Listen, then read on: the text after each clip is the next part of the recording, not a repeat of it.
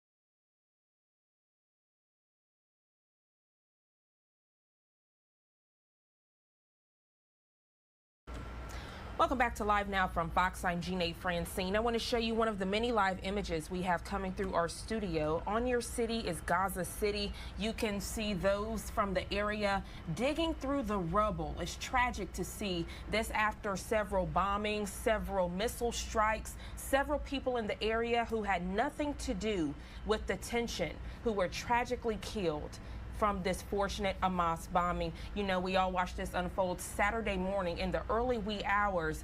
Israel did not expect the attacks. My colleague Josh Breslow actually spoke with an American woman who lives miles away in the city of Tel Aviv. She shares the tragic attacks that she watched unfold before her very eyes. Let's listen in.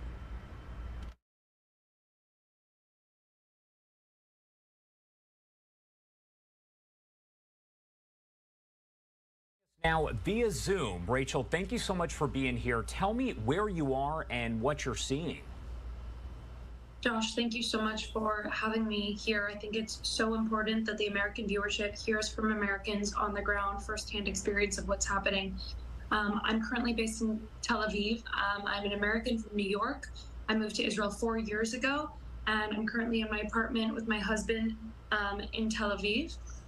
On Saturday morning, we woke up to sirens that indicated that there were rockets aimed at Tel Aviv. I live in an old building in Tel Aviv, which means that I don't have a bomb shelter inside my apartment. Nowadays, all buildings that are built in Israel have bomb shelters inside the apartment. Ours does not.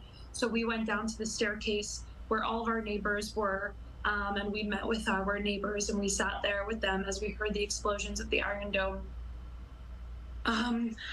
Afterwards, we went upstairs, and Josh, to tell you the truth, I am an observant Jew. I don't use television or my phone on Saturdays, definitely not on holidays. It was a holiday and it was Saturday, it was Sabbath. but we turned on the news to see what was happening, and that's when we understood that this was really something else, something that we've never seen before. And when you see these images that are coming in, you see a lot of the images, you're there in Tel Aviv, but some of them coming out of Gaza. What goes through your mind? Does it feel real what is going on there? Well, Josh, I'll tell you that the first few hours we were sitting on the couch watching the news was so far behind, and it took so long to catch up and get us any information. All they could do was play the calls of people who were calling the journalists, the hosts, the anchors, and people who knew them personally, calling and saying, help us, we're in the shelter with our kids, we hear the terrorists outside. And you hear them on the news, and we understood that they were seriously in danger. And what's been happening in the past 48 hours is that we're understanding the magnitude of how many families were slaughtered, how many people were abducted and taken, and how many of them were connected to. Israel is a very small country. Everyone knows someone who has family missing, who was hostage, who was murdered, or who was called up to the reserves. I personally know people who survived the festival attack. There was a music festival full of teenagers and 20-somethings happening in the desert. 240 bodies have been found there of kids. Many were taken into Gaza. They are being mutilated and tortured. The videos are awful, and we are watching helplessly, trying to identify loved ones and praying that our soldiers are going to bring them home. And so many people have said there is obviously war over there. There are battles that do happen, but this is so much different, and I don't think a lot of people realize just how different it is. This is so different. This is not an army operation. This is not the usual rockets thrown here, rockets thrown there. What happened on Saturday is that hundreds and hundreds of terrorists entered the borders of Israel, broke down the gate, entered into communities, and went door to door, slaughtering families, murdering families, entire families. I learned this morning of a beautiful couple. They put their twins, 10 months old, into the bomb shelter, and they stayed in their living room and they fought the terrorists. And they were killed. The babies were found hours later, 14 hours later, I think. So these are the stories that we're hearing about, and slowly it's unfolding. We understand how many people really were killed, how many people have been taken, and we're waiting to hear news from them. Family members are watching videos that Hamas leaders and Hamas people are posting online celebrating, and they see their loved ones in the videos. So this is abnormal. Nothing like this has happened in the history in the past, at least in my time in Israel, but really what they're saying is in many decades, nothing like this has happened.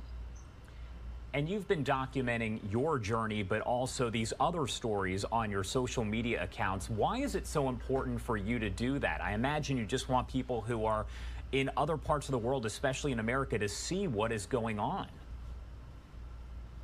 I'll tell you, Josh, I am the granddaughter of 3 Holocaust survivors, and I lost many family members in Auschwitz and at the hands of the Nazis. And that was in the 40s, where there was no social media and we couldn't advocate and we couldn't use our voices. Today, when people are at war across the world, we've seen it over and over again in Ukraine and other places in the world. People are able to share their stories, to get help, to advocate for themselves. That's what's happening on the ground here. That's what's happening in Israel. That's why I'm using my platform.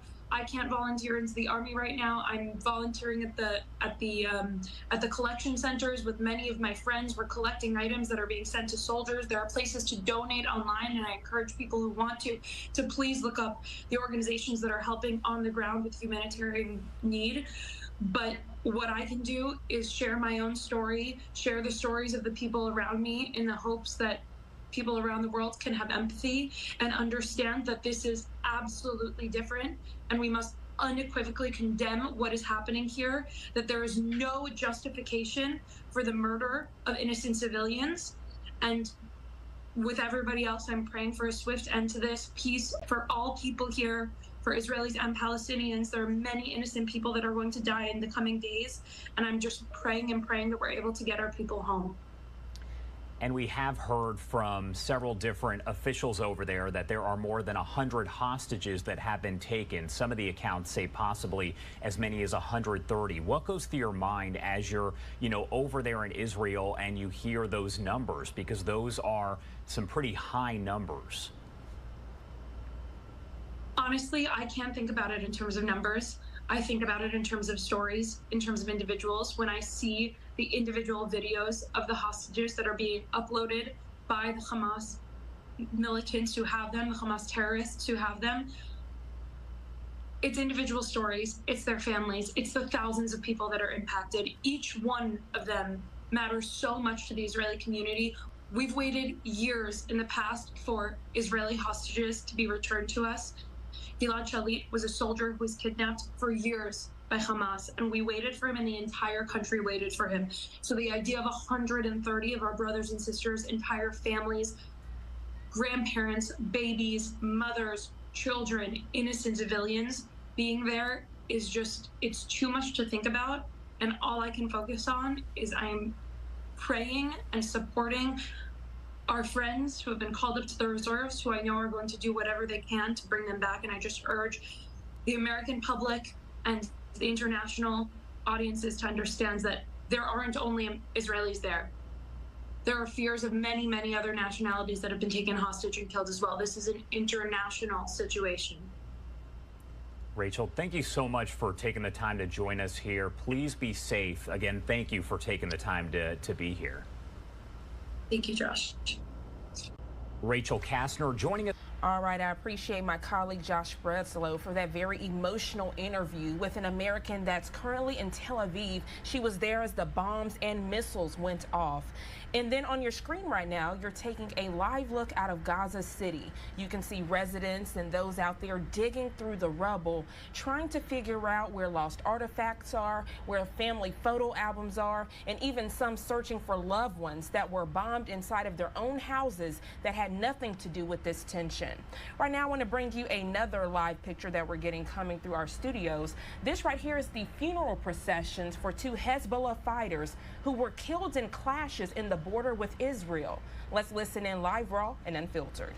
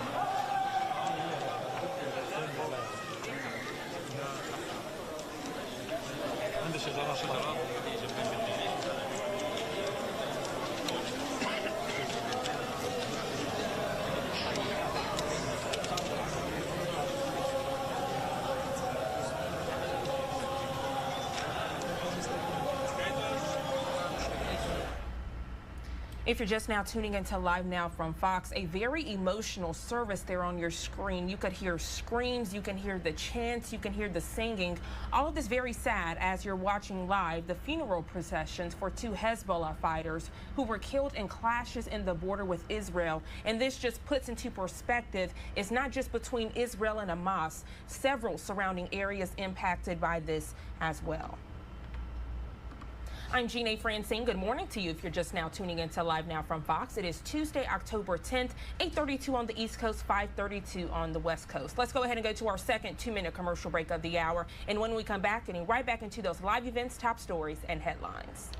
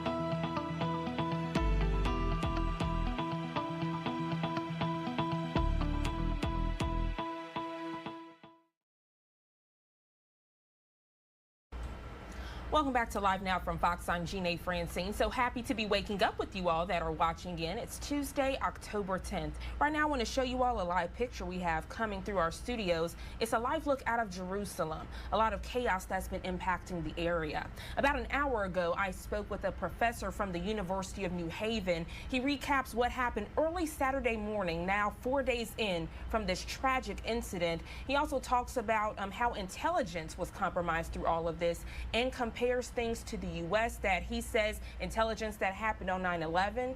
And he also says that now the U.S. is taking precautions. Let's listen in now to this interview.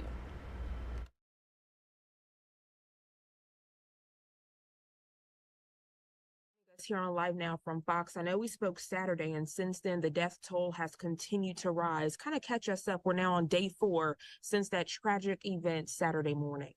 So, as you say, it's day 4. The Israelis have been waging an air war against Hamas targets within the Gaza Strip. They have also been going through the 22 towns and kibbutzes in southern Israel, making sure that all the Palestinians that had invaded the area have been pushed back into Palestine. The death toll numbers are still rising. There are over 1,000 Israelis that have been found to be dead, and the number of wounded is at least 2,400 Israelis wounded in that area. So this is really a major attack. The Israeli IDF, the Israeli Defense Force, has called all their troops on recall, and they are mounting up, getting ready for a land battle to go into the Gaza Strip. But they are first softening up the area with air attacks and preparing to enter into the Gaza Strip. So unfortunately, that death toll is expected to rise as they continue to find more people in the rubble. I know when we first spoke, the question many had is, could this have been prevented? As the days have progressed, what are you seeing on that front? So it turns out, as we discussed before, this was a failure of intelligence. And that is something that the Israelis are going to have to find out why it was that they did not get the advance warning. It turns out that now information is coming in that the Egyptians had warned the Israelis, but that warning was not taken seriously or was not acted upon. And so that's an added black eye for Israeli intelligence to have information come in like that and then not be able to take steps to try to confirm that. But as far as the situation there in Israel, they are still finding small pockets of attackers up along the northern border. Hezbollah has had a few Hezbollah members cross over the border, and the Israelis have attacked across the border there. And so that's another area to watch, is whether or not Hezbollah, who has activated their troops, are now lining up along the border, whether this actually breaks out into a far greater war than just Israel versus the Palestinians in the Gaza Strip. So on this side, we're hearing that Israel could have been warned, but then on the other side, some are saying that Hamas had help. Yes, absolutely. So Hamas had the assistance of Iran to help them plan this, and this was a very complex operation in that they had air, sea, and land attackers, and they used bulldozers to knock down the fence along the Gaza Strip there, separating it from Israel. And so this is something that was not just something that went all of a sudden. This is something that was planned, and it's the Iranians who were behind that planning. And the Iranians assisted them for several weeks preparing for this attack. It's unfortunate on all sides. Families are displaced. People don't have food. Shelters that were already in place before the attacks have been bombed. So there's no way for people to get any assistance.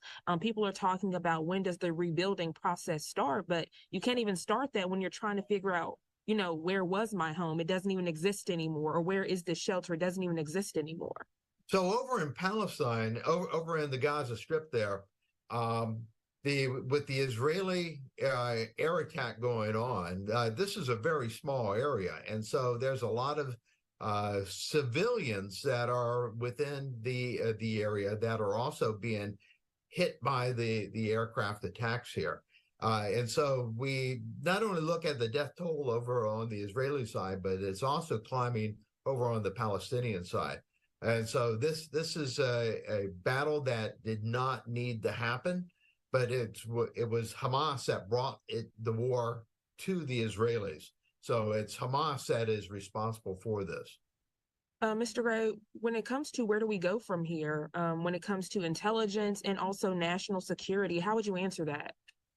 So the United States had a failure in intelligence also, because we are monitoring that area also, and we provide that intelligence to the Israelis if it's an attack on Israel. So not only did the Israeli intelligence services have a failure of intelligence, but the United States also failed to detect this planned attack there in Israel. So they've got to find out why it was on both sides, why they missed this, and take steps to correct that. It's always a pleasure when you speak with us here on Live Now from Fox. Is there anything else you'd like to add? Yeah, I would like to add that here in the United States, there is concern that this may very well cause attacks to occur here in the United States. Supporters of Hamas may be attacking some Israeli aligned places like synagogues.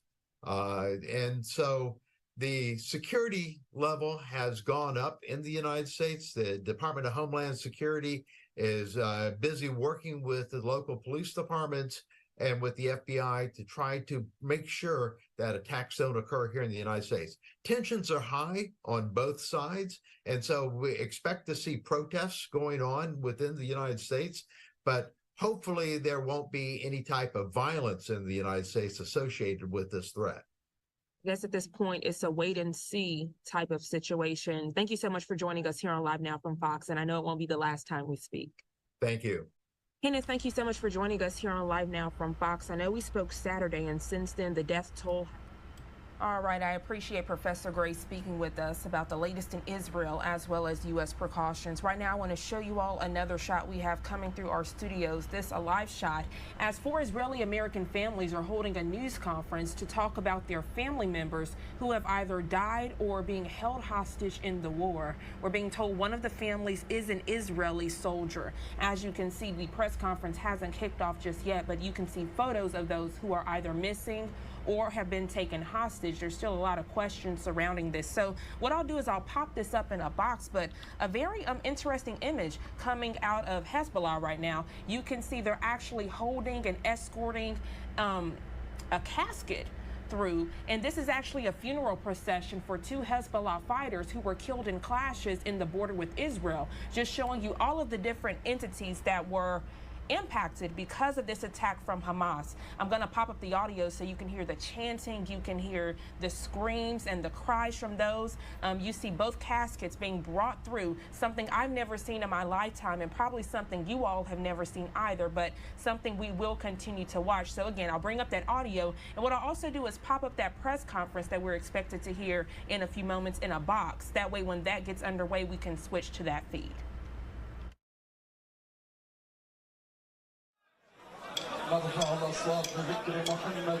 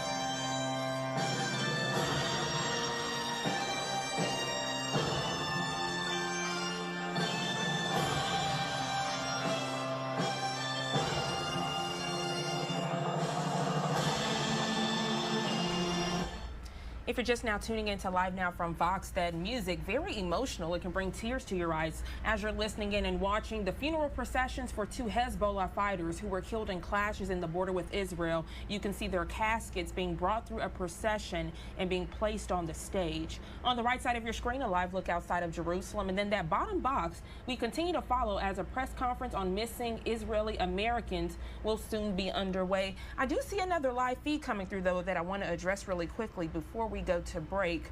This one coming out as Florida Governor Ron DeSantis is expected to speak at a synagogue in Surfside, Florida. It hasn't happened just yet, but again, we are watching this as well. I'm Jeanne Francine. Let's go ahead and go to our third 2-minute commercial break of the hour. And when we come back, I'll be monitoring the feeds to bring you all of your live events and top stories.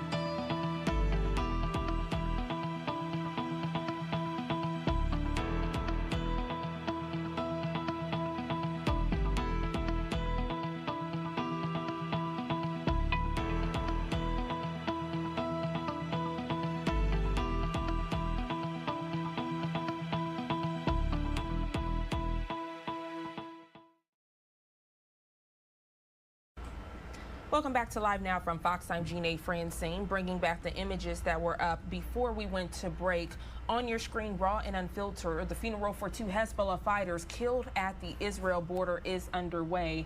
And then two other shots we are monitoring right there live in Israel, and then soon a press conference on missing Americans in Israel. We have actually just confirmed that all 4 American Israelis are hostages. None of them have died. That is good news, but still, working to get them out of that hostage situation. And then again, we are monitoring that feed coming out of Florida as it relates to Florida Governor Ron DeSantis. We are told that he is at an Orthodox synagogue in Surfside, Florida. We are also monitoring that so that when that event starts, we can bring it to you. But let's continue to listen into this funeral out in Lebanon.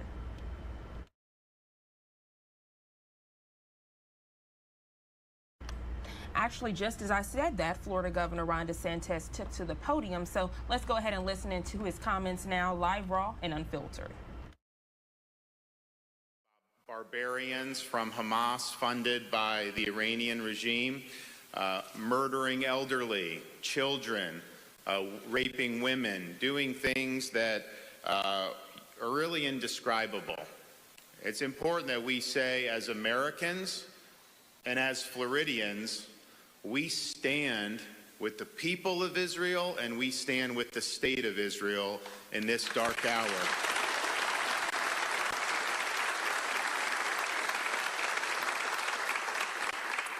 And that means that we are very clear that Israel not only has the right to defend itself, Israel has the duty to defend itself with overwhelming force, to defend itself in a way that Hamas terrorist infrastructure and networks are eradicated from the earth.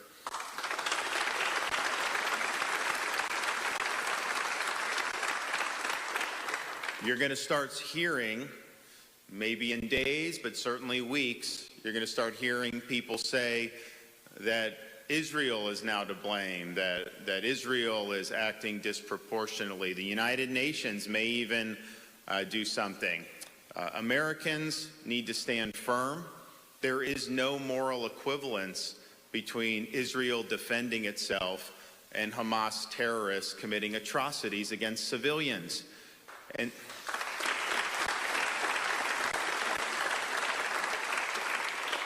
you can count on us here in Florida to be very clear about right and about wrong. This was, over the weekend, the largest number of Jewish civilians killed in a single day since the Holocaust. My wife and I are praying for the families of those killed and missing, particularly the at least 11 American citizens that have already been reported to be killed, and we fear it could be many more, and we do fear that there are Americans that could potentially be being held hostage right now. We too pray for the family of IDF Captain Abraham Hankin in North Miami Beach, who was killed in battle against Hamas terrorists Saturday night. And we pray for the several dozen Florida residents who have since returned to Israel to fulfill their commitment to Israel's armed forces in defense of what needs to be done.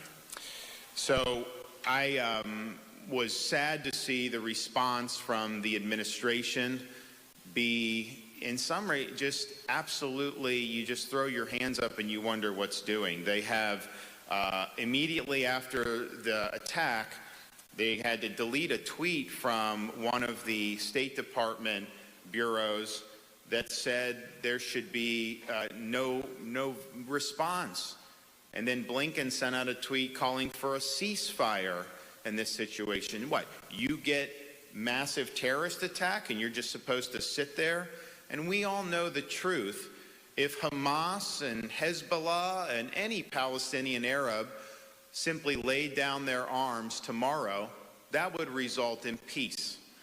If Israel laid down its arms tomorrow, that would result in the destruction of the Jewish state. We know that. And so for having the administration do anything other than a unified voice saying that Israel should be able to defend itself and that we support that was honestly not surprising, but it's still very, very disappointing. Now's the time for leadership. Now's the time for the president to be out there, to be talking about how important it is that we're unified in the fight against terrorism. They should be talking about how it's wrong to support policies that enrich the Iranian regime. And this is something that started years ago. It wasn't even just with this $6 billion. The Biden administration made a decision to loosen sanctions on Iran. That caused a lot more oil money to go filling the coffers of the Ayatollah and the regime. When Iran gets more money, they are not using it to make life better for the people of Iran. What they use it for is to fund terrorism throughout the Middle East and indeed throughout the world. They send the money to Hezbollah. They send the money to Hamas. And that's exactly what we've seen. And yes, Iran was involved in orchestrating this attack against Israel. We know that. It's been reported. They deny it. But we're smarter than that. So this issue of Iran really being the clearinghouse for terrorist financing in the region is something that the United States needs to take seriously. We should use all available avenues to choke off money going to the Iranian regime. We should not have tax.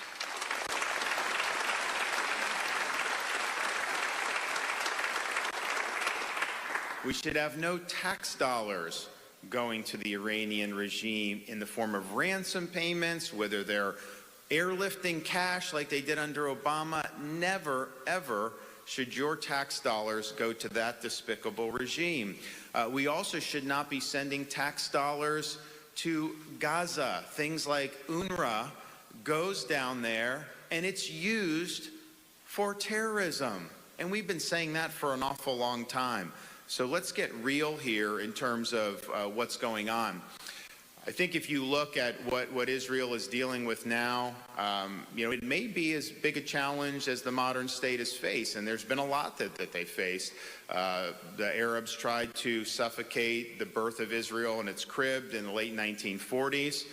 You had an invasion that was getting ready to happen in 1967, preempted by Israel in the Six-Day War. You had an invasion on Yom Kippur in 1973. And of course, we've had intifadas, waves of terrorist attacks that have happened in the ensuing decades. But this was coordinated.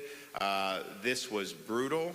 And if you look at the death toll already, and there's going to be more, unfortunately, that's the equivalent not just of what happened here on September 11th, that'd be the equivalent in the United States of there being 50,000 dead in a terrorist attack, and that may end up going even more.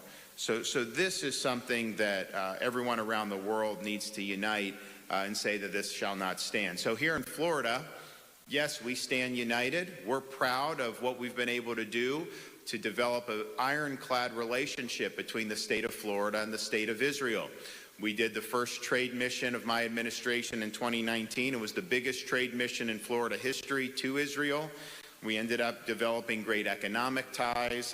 We furthered academic ties, cultural ties, and it was a great experience for many people who went on that trip who had never been to Israel before. And we've made sure to build off that commitment during the time I've been governor. We know that we have an opportunity to do something forceful that will make a difference in terms of the substance, but I think symbolically be also important. And that is today our proposal that as we stand with Israel, we sanction Iran.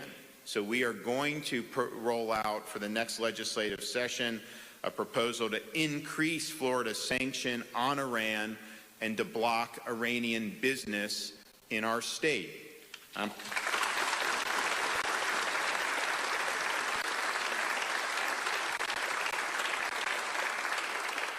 Our proposed legislation will, of course, reinforce Florida's commitment that we don't do business with state sponsors of terrorism such as Iran. It's going to expand the prohibition on state investment in Iranian businesses to include the financial, construction, manufacturing, textile, technology, mining, metals, shipping, shipbuilding, and port sectors. We're going to prohibit state and local governments from contracting with any company on this expanded sectors list. And we will not lift these sanctions until both the President and the U.S. Congress certify that Iran has stopped supporting international terrorism and seeking to acquire weapons of mass destruction. These will be, by far, the strongest Iran sanctions that any state has enacted of all 50 states throughout this country.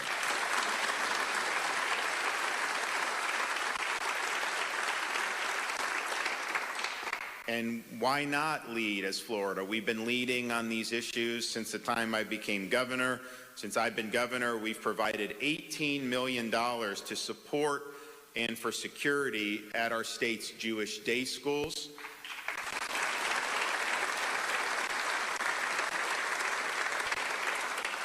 We've prohibited state investment in companies who discriminate against Israel, such as with the BDS movement, and we were able to act very quickly against Airbnb when I became governor. We also have enacted legislation to combat anti-Semitism throughout our state, but also at our state universities. In light of the attacks this weekend, I've instructed the Florida Department of Law Enforcement and Florida Highway Patrol to collaborate with Attorney General Ashley Moody to send a memo to law enforcement agencies across the state, reminding them of Florida's laws that protect our Jewish community.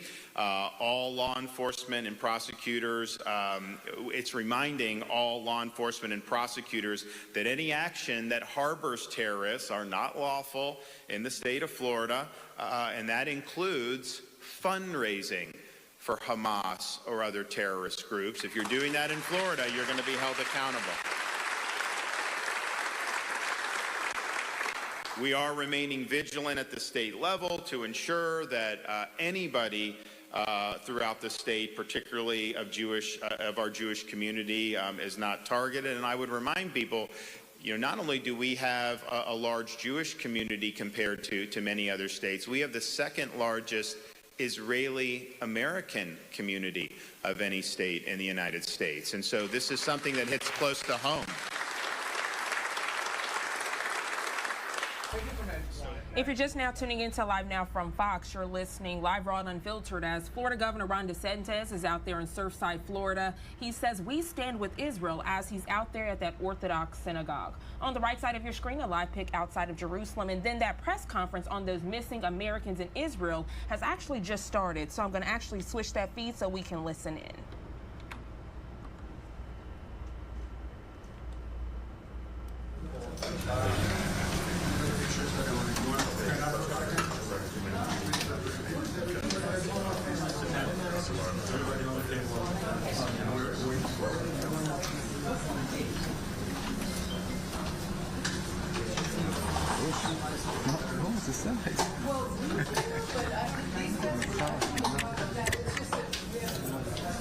We don't get to see the family members.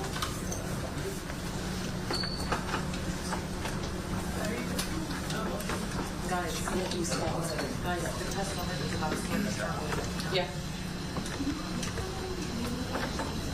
Making sure you're here. We cannot go back to the press conference.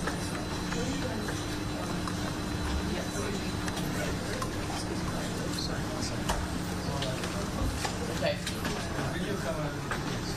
Yeah. Okay.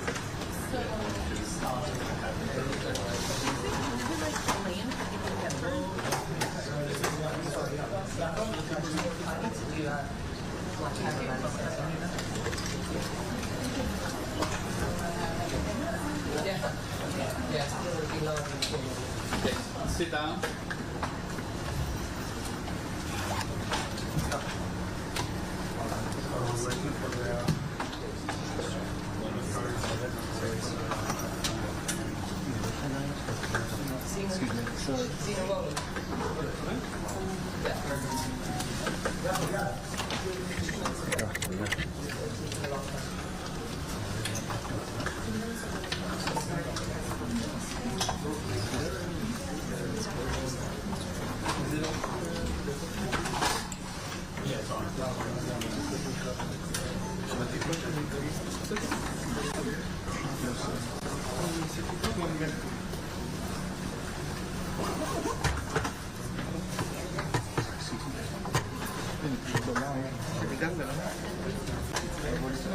Get it?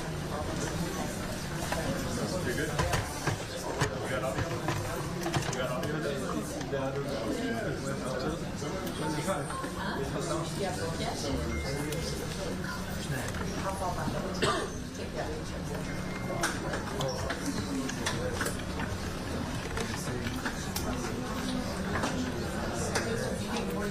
Hey, Phil.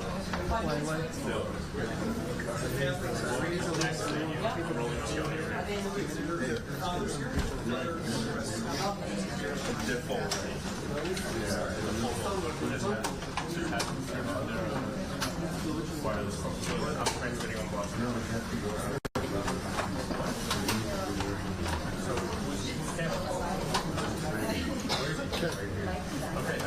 Can you put a wireless up there or something? Yeah.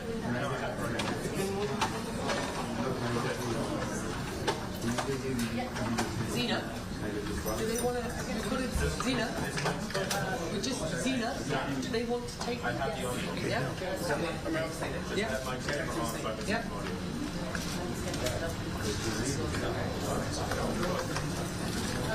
יש שם טלפון על רטט על השולחן? אפשר לכבות את הרטט? Okay, we're going to get going. We have just one more family. Excuse me? Yes, just. Coming through? Sure. Sorry, just one more family is joining us as we speak, so we'll start as we're going. Thank you to everyone for coming. I'm not going to speak. Israel's at war, and we've gathered 4 brave families and loved ones who have loved ones that they've been missing since the Hamas invasion on Saturday. There are 4 families that are Israeli and American. and they've asked to speak to you. We're joined by family members of Hirsch Goldberg-Colin, Adrienne, Netta, Yonatan, Jonathan Deckelchain, and Itai Chain. So I'll ask Hirsch's parents to begin. My name is Rachel Goldberg. I'm Hirsch's mom. I guess should I start with what happened starting Saturday morning? I was upstairs in my house in Jerusalem. I knew that Hirsch and a friend of his were sleeping out, doing camping somewhere. I didn't know exactly where. The first silence, the bomb silence went off in Jerusalem, so I ran down the stairs to wake my two daughters so we could get into the bomb shelter in Jerusalem. When we got out 10 minutes later with the all clear, I normally don't use my phone on the Jewish Sabbath, but it was an emergency and I needed to know where my son was. So I turned my phone on, I believe at 8:23 in the morning. And when I turned it on, there were two texts in a row from Hirsch at 8:11. The first one said, "I love you," and immediately at 8:11 also it said, "I'm sorry." And so I knew immediately wherever he was, it was a terrible situation. I took it to mean, I love you and I'm sorry because whatever is going to happen is going to cause you tremendous pain and worry. Since that time, I of course tried calling him right back. There was no answer. I texted him a couple times, "Are you okay?" I've not heard from him since the text I received at 8:11 on Saturday morning. We've since found out from putting together eyewitnesses from a picture from inside of a bomb shelter that we saw. We tried to put together who was in that bomb shelter with him. We've spoken to eyewitnesses. We know that he was injured in a gun battle. I mean, they were all civilians at a music festival. They were fish in a barrel, sitting in this bomb shelter. Terrorists came to the door. They were throwing grenades in, shooting machine guns, and we know that Hirsch's arm from the elbow down was severed, was blown off, and that he tied a tourniquet around with his shirt, and Hamas came in after the gunfire settled down and said, "Anyone who can walk, stand up and walk out." We are told that he was completely calm. I think he was probably in shock. And he got up and he walked out with 5 other people, young people from the music festival, 2 young women, 3 other young men. They were put on a pickup truck and driven away by Hamas. Then the police told us one thing they knew is that the last known signal, cell signal from his phone was on the border with Gaza. So not much to add. Hirsch was at the festival with one of his best friends, Oner Shapira. By eyewitness accounts from the people that we talked to who were in this bomb shelter, several people, independent of each other, said, "Your son and his friend Oner saved our lives, anybody who's alive, because as grenades were being thrown in, they were tossing them back out. They were trying to comfort people." And so I just thought I would add that. Maybe you could add just the origin of the family in the United States? Sure. I'll just say that Rachel and I both grew up in Chicago. We were living in California in 2000 when Hirsch was born. We made Aliyah to Israel as a family in the summer of 2008 when Hirsch, who's our oldest child, he was 7.5, almost 8 when we moved to Israel in the summer of 2008. We've been living in Jerusalem ever since. We have 2 daughters, 20 and 17, and I just want to take 1 minute to talk a little bit about Hirsch.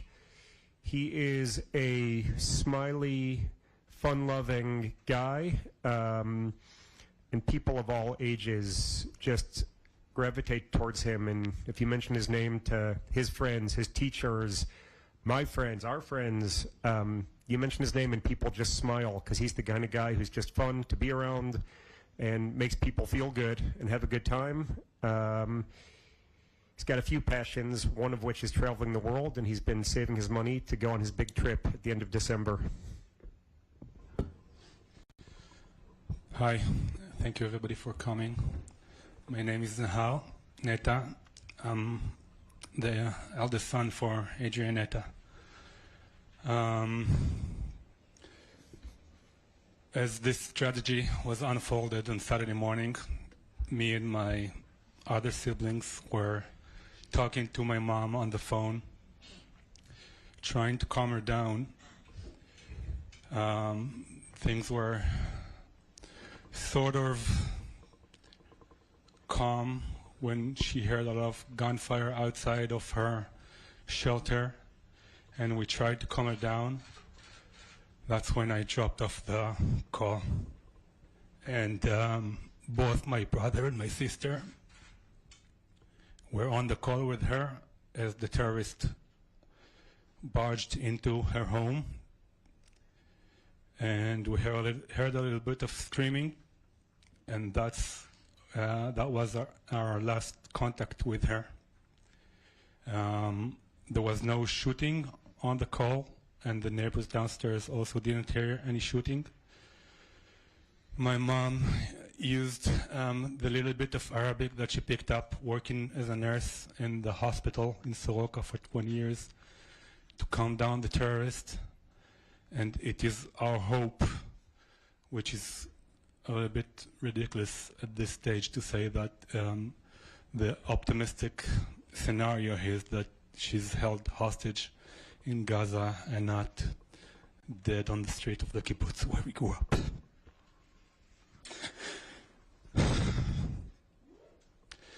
My mom is a 66-year-old lady, proud mother of me and my 3 other siblings who are in the room with me, along with 7 grandkids. She was sitting on the porch of our home in Be'eri on Saturday morning when this ferocious attack happened. My mom devoted her life to helping other people of all races and genders in her practice as a nurse in the hospital in the Negev in Be'er Sheva.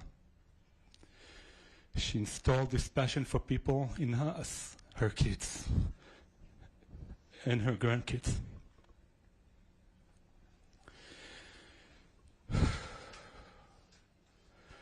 As I said, our last contact with my mom was Saturday morning around 9:45 a.m.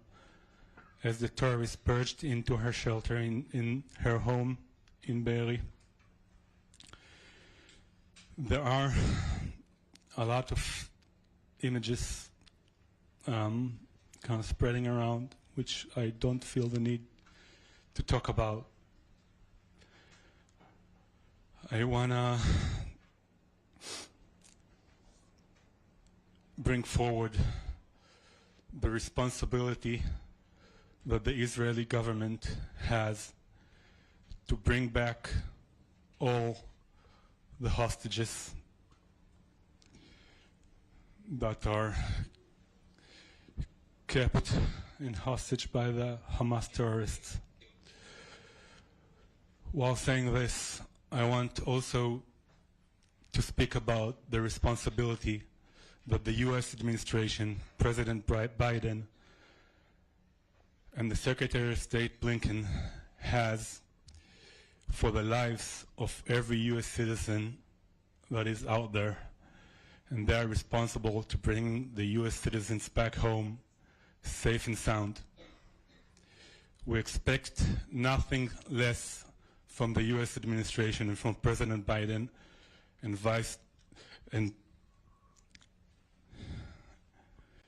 Secretary of State Blinken.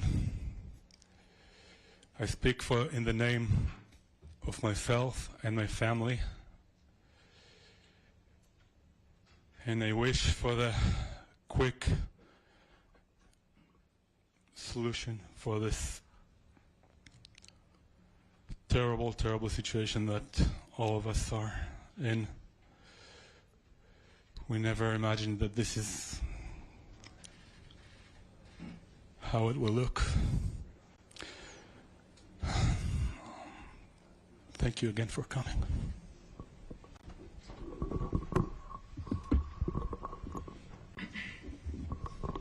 I'm just going to read out. My name is Ayana Neta. I'm the youngest of my mother's children. My mother, Adrian, is missing and was probably taken by Hamas terrorists to the Gaza Strip. My mother is an exceptional human being. She spent most of her adult life as a nurse in the community and then as a midwife in a hospital. When she walked into a delivery room, she saw a human being in front of her. Not a religion, not a race, not a hijab, not an Orthodox Jew. Always the human being she saw. We once calculated that my mother has brought in thousands of lives into this world. When Hamas walked into my mother's room in Be'eri, they saw her there alone, but they did not see a human being.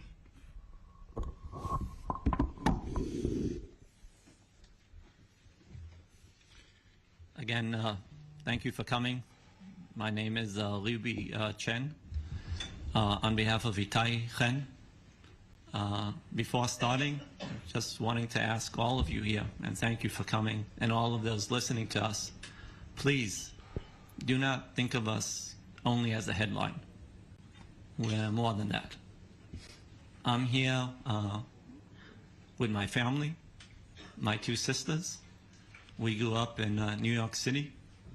We like to say we are the proud outcome of the New York public education system. Still have family out in New Jersey, Long Island. And I'd like to talk about family before talking about Itai. Out of some twist of fate, we became family. In addition to us, we've identified about 10 other families like us that have a U.S. citizen missing. Okay? This family and my family is now missing. We have a missing person of our family. Within my family, I have, in addition to Itai, two sons. One of them, the youngest, Alon, is actually celebrating his bar mitzvah this weekend. The bar mitzvah, for those of you who do not know, is the ceremony where a young Jewish man becomes a man. And Itai, in order to be home this weekend, elected to be at his base previous weekend in order for us to celebrate the bar mitzvah as a whole, the whole family. We still hope that that celebration with my sisters and my family will happen in the near future. And I'm sure my friends here as well, or my new family, have additional, events happening that they also wish to have that wholeness of these events. So please, think of us not just as that headline, but we're people with families, and we want to be back families again. Itai, my son, joined the army about a year ago. He's in the armed corps. He was serving on the border of Gaza. The last time that we heard from him was Saturday morning, where he said that they were under attack. We know that he was active, that he was in communication for a while, but since then, silence.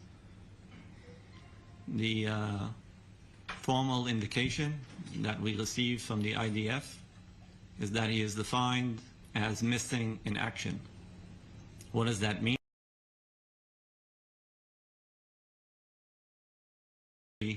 Locate him, identify him, and say that he saw him. It also means that he's not in the hospital. It also means that he's not on the deceased list that has been identified. You would think it would be a good assumption to say that after 70 hours, if he's not in the state of Israel, he might be some other place. And if that is the case, then he is by definition a POW, US citizen, and Israeli citizen. And what we are asking for his captives and for the US government as well to ask from the captives Hamas is to treat him as a POW should be treated according to international law, meaning having someone visit him, have a doctor see him, have a UN Red Cross representative see him as well. And as said before, we want to be back, we want to go back to become family. We want this to end as soon as possible.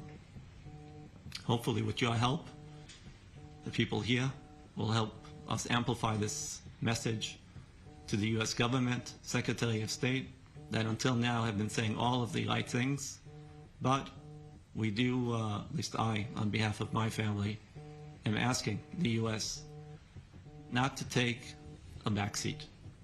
The US has a lot of resources at its attention. It is able to do many things that can be different than what the Israeli government could do.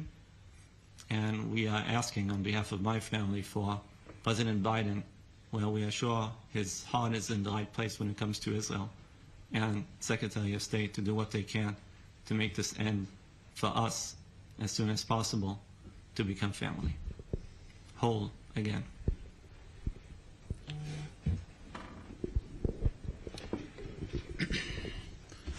Thank you all for coming this afternoon. My name is Jonathan Dekel-Chen. I'm a lifetime member of kibbutzim on the border since 1990 on Kibbutz Nir Oz. Kibbutz Nir Oz was attacked in the early morning of this Saturday. I have children and grandchildren who live there with me. Kibbutz Nir Oz is no more. It was destroyed in a barbaric, inhuman attack in which dozens of my friends, my neighbors were killed. Many dozens more are either known to be hostages or missing. I'm here speaking today, reaching out to my son Sagi, who grew up on the kibbutz, Sagi Dekel-Chen. He's an arm length away in Gaza, evidently, but couldn't be farther from me and our family right now. I grew up in Connecticut, as you can probably hear from the accent, but I've never felt farther away from there either. Sagi is the father, as you can see, 35 years old, the father of two beautiful daughters, and his wife is now pregnant with their third daughter. Sagi is exactly the kind of son that every father would want to have. A leader, a friend, a loving man. He and many other such young men on the kibbutz are now missing after having tried to repulse the attack by evidently hundreds of Hamas terrorists and looters. Many died in the process. Sagi was not found, and we have heard or seen no trace of him since then. The survivors of the kibbutz, on the kibbutz, we were a community of 400. At the moment, we know of 160 survivors. The rest have either died or are, as we said, prisoners or missing. The survivors call this a pogrom. What happened to us? It's not a war. It's not a fair fight. It is a pogrom. Hundreds of heavily armed, well-organized terrorists walked, rode, ran over the border with one object in mind, and as to kill, maim, and destroy civilian life along the border. As such, it seems to me that the United States, my original home and still a very beloved place for me, always wants to be and must be on the side of good. Hamas is evil. It's difficult for me to say. I'm what is called a peacenik in Israel, as many of the kibbutz members are in our area. But what we've witnessed, this kind of savagery, this kind of inhumanity, must be stopped. And as a result, like the other 5 people on this stage who would prefer to be anywhere but here right now, do appeal to the United States government, to the Congress, to do what they can on the side of good here. We're waiting for Sagi to come home. We do not know what fate he met along, as I said, with dozens of other people from the kibbutz. And just so you understand, these aren't all 35-year-old men. These are children. These are aged people and everything in between. So if there ever was a moment of good against evil, in the harshest terms, this is it. And I thank you for listening to us. And I'm sure all of us will welcome questions. We'll answer as we can, both for our children and relatives and for those well over 100 hostages that were taken. Among the hostages, I'll add that outside of Sagi, there are 3 other hostages taken from my kibbutz who are American citizens, Israeli Americans, and 2 who were murdered on Saturday morning. Thank you very much to all the families participating. We're going to go now to questions from the journalists. We're going to start with Becky Anderson from CNN. We're going to go one by one. Please, when you get the microphone, say your name and the outlet that you're from. Thank you. Thank you, and thank you for doing this today. Israel has said that it will do its best to get any hostages home, but there's also talk of an imminent ground incursion at this point. Just how concerned are you? This isn't to any single person. I don't know who wants to take that. Yeah, I can address the question. As we saw some of the kinds of these questions coming up, right? I don't have earlier acquaintance with anybody at the table, but I would assume that none of us are military personnel or foreign affairs strategic thinkers. We are the family members of US citizens that were kidnapped into the Gaza Strip. Hence, I do not think that it is our place to comment on the necessary actions that the Israeli government has to take, or the US Biden administration for that sake. All we ask from the Biden administration and the Secretary of State, Blinken, is to act to the immediate release of all hostages, and remember that the US government has direct responsibility to the lives of the US citizens that are held hostage by these terrorists. So whatever any government needs to do in order to make that happen, please make that happen. Hello, Lester Holt from NBC News in the United States. Have any of you been contacted directly by the U.S. administration or the Israeli administration in terms of what a pathway toward negotiations might look like? Thank you. So what I could say is that the side of the U.S. Embassy, we've been in contact with the State Department and the U.S. Embassy that have taken note of the details of Itai. But there's been no formal or concentrated attempt to talk to us as a group and updating us about what they are doing in this matter. I think it is a legit request from a representative from the State Department to sit with us, update us what they have been doing or what they are planning to do, and be able to support us.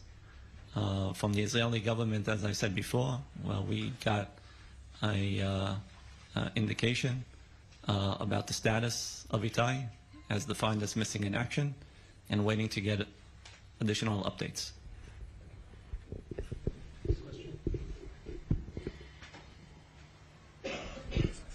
By the way, is there someone here from the U.S. Embassy? No one here? Excuse me, what have you been hearing so far from Israeli officials? Can you identify yourself? Yoav Borovich from Kan 11 in Israel.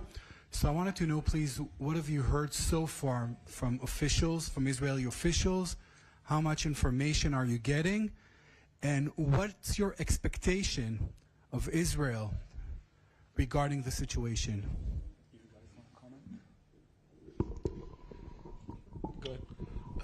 I can speak, I think, both specifically and more broadly. Most of the good things that have happened so far in response at the civilian level, at the civil level, including efforts around hostages and the missing, have been ground up, from the ground up. Groups of citizens coming together to both aid people that live in communities like mine, and also to try to make some sense in this fog of war as to what's happened. I know what you're talking about. So far, there's been little to no contact. Excuse me for interrupting. I am an American citizen, and I've been living in the U.S. for the last 5 years. As I said before, my mom was born and raised in California, but I was born and raised in a kibbutz, in Kibbutz Be'eri. I do not have American education, so I am natural Israel blunt. And I want to be blunt when answering this question and say zero communication from the Israeli government, zero communication on our side. I do have friends that are currently engaging in the combat around my home, around Kibbutz Be'eri, and I can appreciate the total mayhem and mess that the combat environment is creating. But I think that after 3 days, more than 3 days now, it is more than a reasonable request to have somebody from the Israeli government or the U.S. administration approach us with any type of information that they may have on our family members. Well, at least a plan of what they intend to do. Okay, thank you very much to all of the families who were here today. Thank you to everybody for coming. We have two gentlemen in the back who help coordinate individual interviews for any journalists who want to speak directly and specifically with some of the families. And we should all hope and wish for better days. Thank you.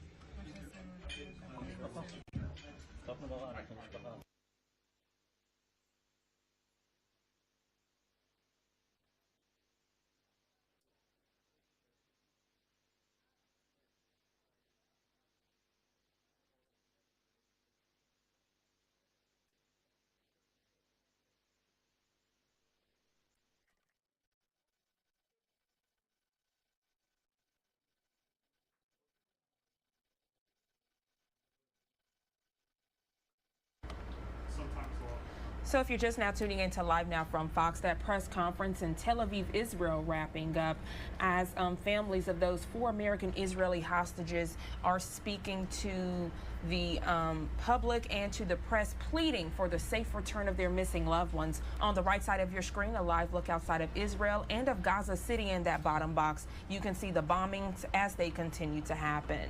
Good morning to you. If you're just now tuning into Live Now from Fox, we definitely appreciate you watching on this Tuesday, October 10th, 9:36 on the East Coast, 6:36 on the West Coast. Let's go ahead and go to a quick 2-minute commercial break, and when we come back, getting right back into your live events, top stories, and headlines.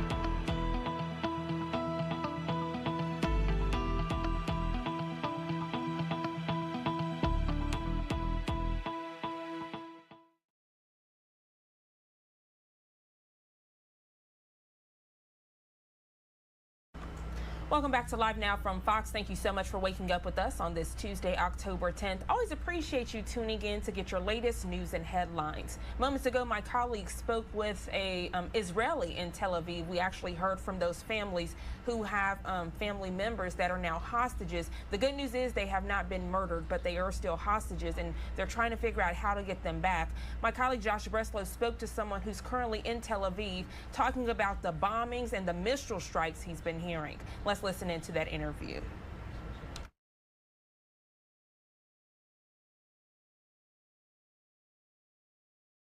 And Israel is such a small country in the size of New Jersey. So it means that people know, like, and we also have like a small country vibe. So people know each other.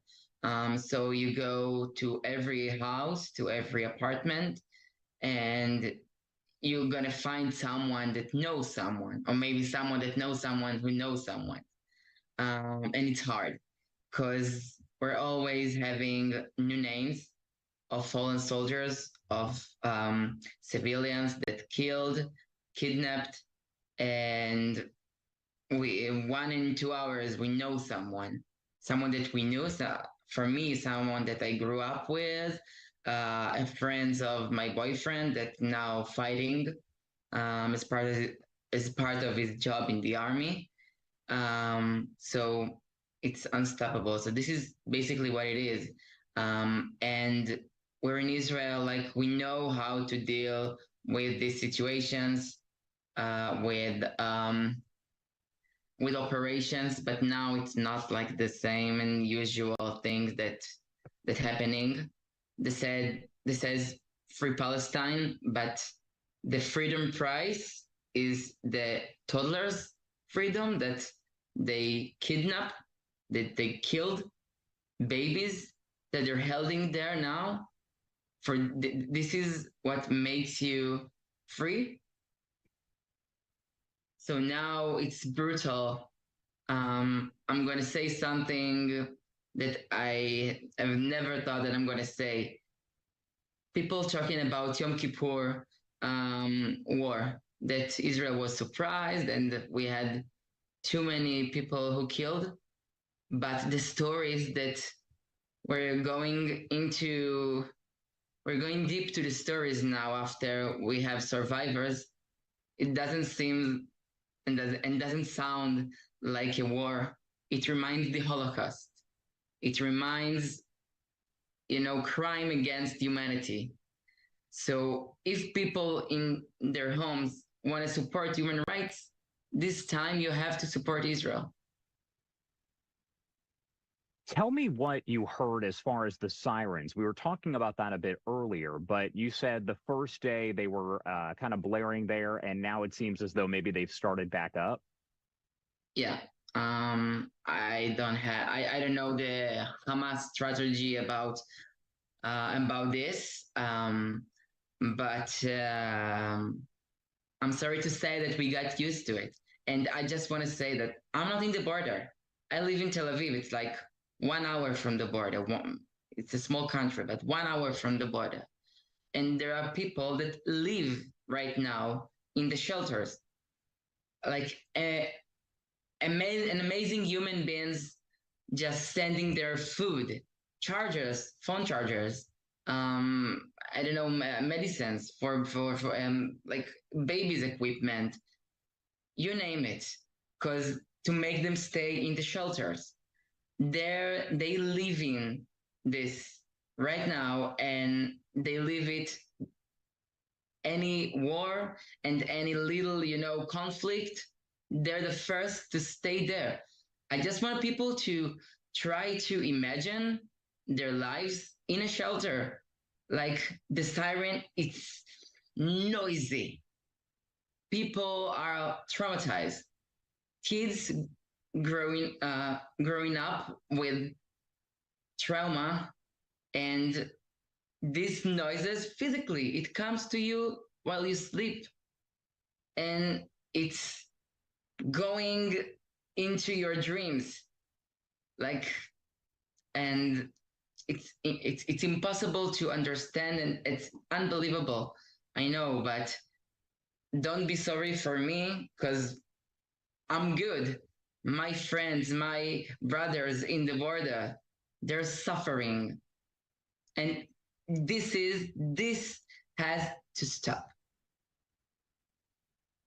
Do you think that the images, because we have seen these images that show, the rockets and things of that nature, the damage left behind, do you think that those images accurately portray just how serious of a situation this is? Because we always say, it's one thing to see those images in the video, but it's kind of different, I imagine, to be there. I think you said it very, very well. Like when you live it, and when you talk on the phone with people that actually live it, it makes the difference, like a lot. But I'm not want people to feel how brutal it is. I don't want them to be. I don't want anyone to feel the same as we do here. I just want people to know that sometimes you're gonna get wrong narratives, and the world has not the truth. Israel didn't want any war. We want to live in peace. We want to bring them peace. We want to bring them here to work, but not that way. Not in a way that you're gonna just shooting people massively, take their bodies and do. I don't want to even say on TV these things, but because it's too hard. But a story about a little girl in the shelter, and the day it just started. The terrorists got into the shelter. She was there with her little brother. She's just 10 years old, maybe 9 years old, with her little brother. father and his girlfriend. And the terrorists just came and killed up to her face, like in front of her, her father and girlfriend and his girlfriend. While her mom on the phone with her on the call, and she's telling her, close your eyes, don't look at them, don't look at the terrorists, don't look at the bodies. And the terrorist laughed in her face, and she cries to her mom, do something, what can I do? They killed mommy, they killed daddy and his girlfriend. And then she was eyes closed for hours, didn't look at the bodies with the shelters. The terrorist laughed in her face and told her, you're going to be here with the bodies alone. You're going to have this experience for your whole entire life. And they left. And for hours, she was locked there till the IDF soldiers came. And unfortunately, there's so many stories like that that are so graphic, but I mean, important to be told because some people don't grasp just how serious of a situation this is. Do you see any end in sight to this anytime soon, or do you think this is going to go on for a while? I'm not a politician. I want to strengthen our forces.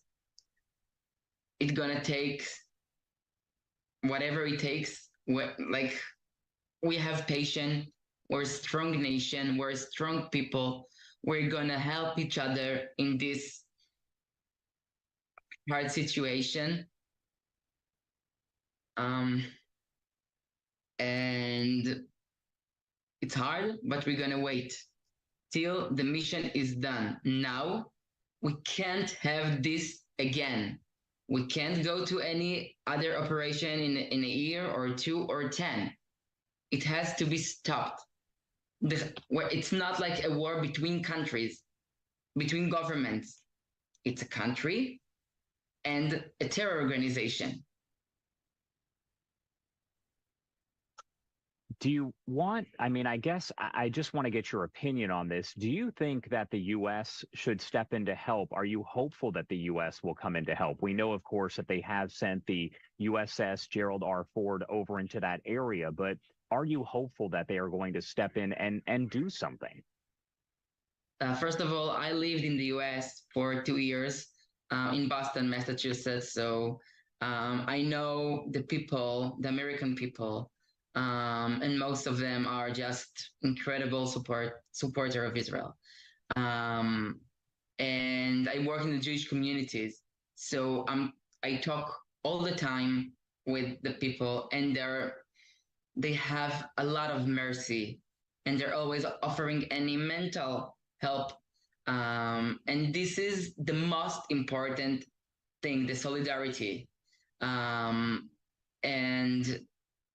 by the leaders and the decisions, I see Joe Biden and his help. I appreciate it as a citizen. And I don't have any aspirations or expectations to American soldiers to fight shoulder to shoulder with the IDF. But we know that the American people now, especially than any other time, with us, we feel it here. I feel it here. I feel the love and the support. And that's all I want to say. Thank you for that. And I hope it's just going to grow and continue, because I think our destinies are together. Like this is unbreakable bond between of these two nations, and it should be like that. Thank you so much for taking the time to join us and share that firsthand account of what's going on, because as we mentioned, it's one thing to hear, reporters and things of that nature regurgitating the information that's coming in, but it's different to hear someone who is actually there experiencing it. Is there anything else that you want to add that I didn't ask you before I let you go? I just want to say to the world that we're strong here in Israel. We have a high moral. But you're gonna learn, your kids gonna learn about this in history, and make sure you're gonna be on the best side of history and support human rights and support Israel, and do not support any fake narratives about poor people in Hamas. Hamas is not like human defenders, human rights defenders. They are monsters, and monsters, as ISIS was, when we can't like let it happen anymore. So please be on the good side this time. Thank you again for taking the time to be here, and please stay safe there. Thank you so much. All right, I appreciate my colleague Josh Breslow bringing us that very touching interview, hearing from people out there on the ground in Tel Aviv as they're watching all of this horror unfold. The time now 9:51 on the East Coast, 6:51 on the West Coast. Let's go ahead and go to a quick 2-minute commercial break. When we come back, getting right back into your headlines and top stories. I'm Gina Francine. You're watching live now from Fox.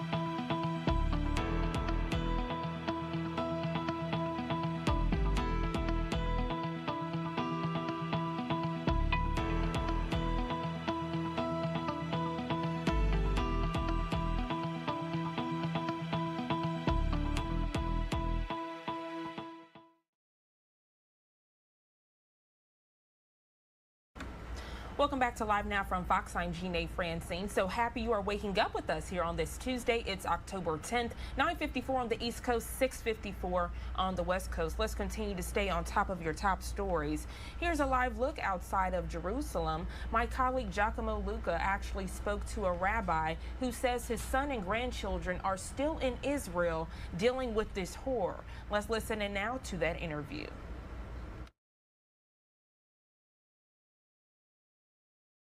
By Rick Jacobs with us. He's president of the Union for Reform Judaism. Thanks so much for joining us, Rabbi Jacobs. Good to be with you. Well, first, I just wanted to get your reaction to this ongoing escalation and tensions in the Middle East and that really devastating attack on Israel. These have been very dark days, I have to say it, and the dark days continue. Saturday was the deadliest day for the Jewish people, with 700 people murdered. Frankly, since the Holocaust. The scope of this and the scale of this and the brutality of this attack on Israel is simply staggering. We are still recovering bodies all over the south of Israel, families murdered, and over 150, it seems, taken captive. Even this morning, just before I came on, I can see on my phone the red alerts which signal rocket attacks into Tel Aviv and all the surrounding communities. We're the very heart center of Israel. So we are not at the end of this, this series of attacks. And it is likely, we think, that this will escalate with potentially a ground war in Gaza. So this is a very, very concerning moment, and it's a time for mobilizing support from governments and from people of conscience globally. Now, the attacks on Saturday came on a Jewish holy day. I was hoping you could kind of share a little bit more about that. And also, my understanding is there's really a historical context kind of behind this attack taking place on this day. And do you know much about that? Sure. The holiday on Saturday was not only the Sabbath, which is every seventh day, of course, but it was the end of the high holidays. And the last of those holy days is called Shmini Atzeret Simchat Torah. It's a biblical festival. It's a time to celebrate the joy of Torah. There was no joy for our celebrations. It came one day after the 50th anniversary of the Yom Kippur War, which in 1973 was a surprise attack from Egypt and Syria, which not only caught Israel by surprise, but almost led to a horrific devastation. It was a deadly war. The Israelis ultimately regrouped after a 3-week set of battles, but it echoed in our hearts that sense of vulnerability, that sense of surprise. And I think Israelis are really traumatized, particularly by all the footage that we're seeing, and of the young people and the old people who are taken hostage. And we don't know what their fate will be. We've seen a lot of solidarity among Americans as well as Jewish Americans and Jewish people all over the world following what's happened in Israel. Do you have any calls for people to continue showing support, and why is that important right now? It's critically important, and it's so appreciated. Let's be clear, this attack really was unprecedented. It was not about the Israeli government. It's not about a policy. It's about Israel's very right to exist as a sovereign Jewish state. And this is not against the Palestinian people. They deserve dignity and rights, of course. This was a brazen attack on civilians.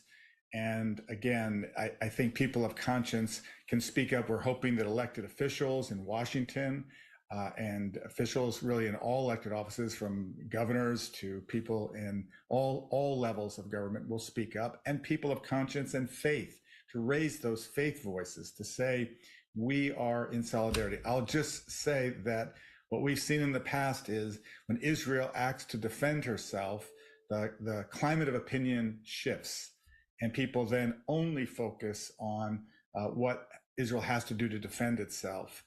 So it's really critical that the voices that we hear today and so appreciate continue tomorrow and the next day, because this campaign will not be for an hour or two or a day or two.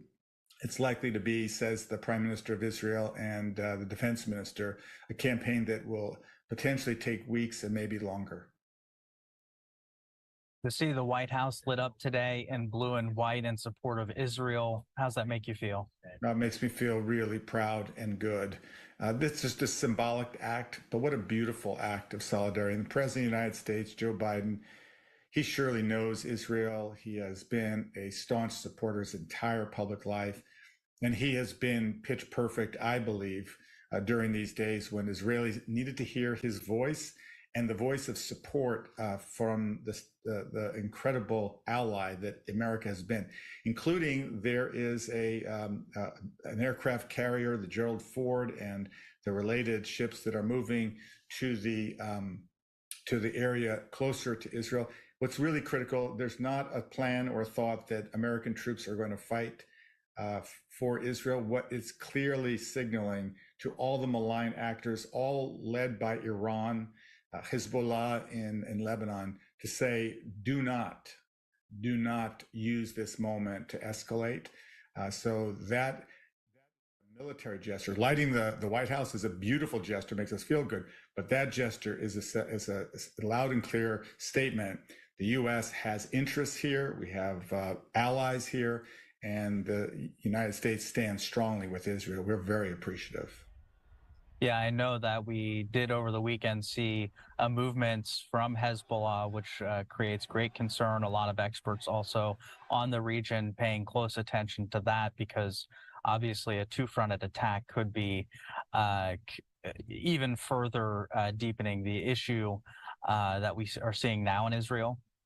Oh, for sure. Our fear has been if this is a two-front war, it's serious enough, obviously, with Hamas and the devastation that they have unleashed. But just know that Hezbollah, which is also an Iranian-backed militia in South Lebanon, has so many rockets. We're told potentially 100,000, and their rockets can land anywhere in Israel. Can you imagine? There already have been 4,000 plus rockets that Hamas has launched at Israel. Thankfully, Iron Dome, remarkable technology, has been able to defend most of those rockets and shoot them down. But if this were to escalate with troops and with rockets coming from literally the north and the south, it's an overwhelming, fearful possibility. So we're not out of the woods. There's obviously cause for deep concern, and we're seeing solidarity gatherings throughout the United States and really around the world. Here in New York City, there'll be a vigil later this afternoon. I know that every local community is doing things, and it's interfaith. It's not just the Jewish community standing alone. It is people of faith and conscience coming together and saying, we not only feel the pain of this moment, we stand in solidarity with the state of Israel. That is also deeply appreciated. All right, a big thank you to our very own Giacomo Luca, who was providing that update. He did speak with a rabbi who kind of provided some perspective. He is someone that we've spoken with quite a bit over the past several days. Taking a live look here, this is over Gaza City. I want to get to the latest as Israel is officially at war and the fighting does continue. There have been sirens going off over the last several hours. The death toll now more than 1,600 on both sides, around 900 people killed in Israel and about 700 in Gaza City. That is according to local media reports. This all began over the weekend with that surprise attack by Hamas on Israel. Israeli Prime Minister Benjamin Netanyahu spoke shortly after the attack, declaring Israel was at war with Hamas, marking the first time that Israel has declared war since 1973. The U.S. State Department says at least 11 Americans have been confirmed dead, and President Biden is expected to address the violence in Israel at 1 p.m. Eastern time today, and you can watch those comments live on Live Now from Fox. I want to talk more about all of this, so let's bring in Rabbi Evan Shore with the Orthodox Congregation of Syracuse. He joins us now live to discuss this. Thank you so much for taking the time to be here. All right. Can I get you to speak for me one more time here? All right, it does look like our audio, unfortunately, is having a little bit of an issue, so we are going to work on that, and we'll definitely get back to you, Rabbi, so definitely stay with us here for just a second. All right, I want to take you out live once again to this image of Gaza. This is Gaza City, where the death toll is now at more than 1,600 on both sides. Around 900 people killed in Israel, 700 in Gaza. Local media reports providing the latest information here, and this all did begin over the weekend with that surprise attack by Hamas on Israel.